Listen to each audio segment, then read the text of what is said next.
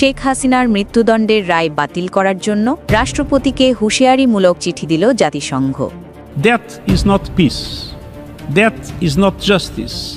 That is not in accordance with international law, and that is not acceptable. বাংলাদেশের সাবেক প্রধানমন্ত্রী শেখ হাসিনার বিরুদ্ধে ঘোষিত আকস্মিক মৃত্যুদণ্ডের রায় ঘিরে যখন রাজনৈতিক অস্থিরতা তুঙ্গে, ঠিক সেই সময় জাতিসংঘ থেকে একটি জরুরি চিঠি পাঠানো হয়েছে রাষ্ট্রপতির দপ্তরে।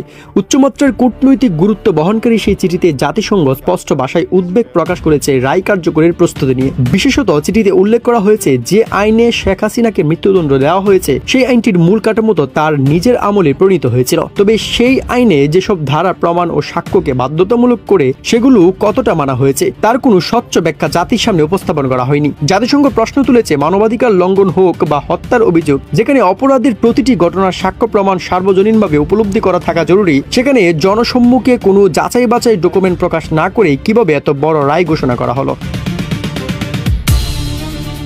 এই যে ট্রাইব্যুনালটা তারা করছে, এই বিচারটা তো টিকবে না। আমি আইনজীবী হিসাবে বলতেছি, আমি বিএনপির নেতা হিসাবে বলতেছি না, আমি সিনিয়র অ্যাডভোকেট হিসেবে বলতেছি, এই বিচারটা টিকবে না যে ট্রাইব্যুনাল হয়েছে।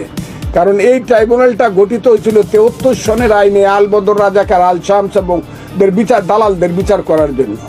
চিঠিতে আরও উল্লেখ হয়, রাষ্ট্র, সরকার এবং বিচার ব্যবস্থা যখন এমন গুরুত্বপূর্ণ সিদ্ধান্ত নেয় তখন আন্তর্জাতিক মানবাধিকার সনদ অনুসারে ন্যূনতম মানদণ্ড রক্ষা করা অপরিহার্য। কিন্তু এই রায়ে অনেক প্রশ্ন অমীমাংসিত।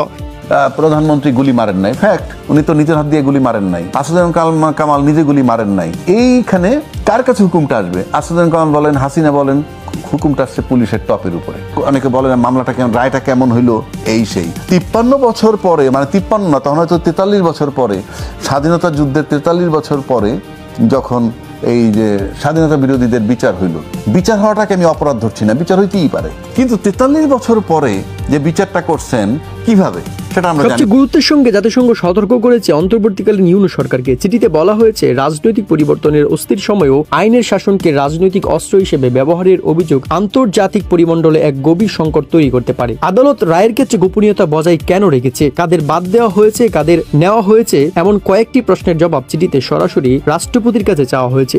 কে ভালো কে মন্দ, আমাদের একটাই প্রশ্ন, বাচ্চাগুলি যে মারা গেল, বাচ্চাগুলি আত্মহত্যা দিল, পুলিশগুলি মারা গেল, আমরা ইকুয়াল টু কথা বলবো, যেহেতু আমরা মানবাধিকার সেকশন, আমরা কারো দলের কথা বলবো না, আমরা পুলিশদের কথা বলবো, বাচ্চাদের কথা বলবো। রায়টি পুনর্বিবেচনা করা এখন সময়ের দাবি, শুধু আইনি সত্য প্রতিষ্ঠার জন্য নয়, বরং দেশের স্থিতিশীলতা ও আন্তর্জাতিক অঙ্গনে বাংলাদেশের অবস্থান রক্ষার স্বার্থেও এই রায় স্থগিত রাখা জরুরি। তাই জাতিসংঘ রাষ্ট্রপতিকে অনুরোধ নয়, বরং নির্দেশনামূলকভাবে জানিয়েছে মৃত্যুদণ্ড কার্যকরের আগে রায় স্থগিত করতে হবে এবং পূর্ণাঙ্গ স্বচ্ছ রাজনৈতিক মানদণ্ড অনুযায়ী বিচার প্রক্রিয়া পুনরায় শুরু করতে হবে।